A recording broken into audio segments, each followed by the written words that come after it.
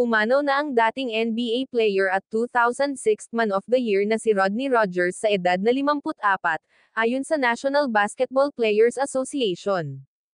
Ayon sa ulat, ito ay dahil sa natural causes kaugnay ng spinal cord injury mula sa ATV accident noong ika-28 ng Nobyembre taong 2008.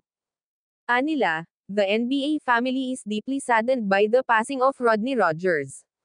Rodney earned the 6th Man of the Year award while playing for the Phoenix Suns and was a beloved teammate during his 12-year NBA career.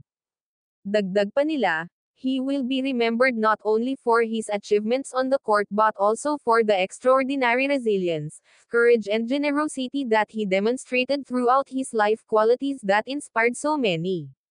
We send our heartfelt condolences to Rodney's wife, Faye, and their family. Naglaro si Rogers para sa 7 koponan sa loob ng kanyang 12 taong NBA career.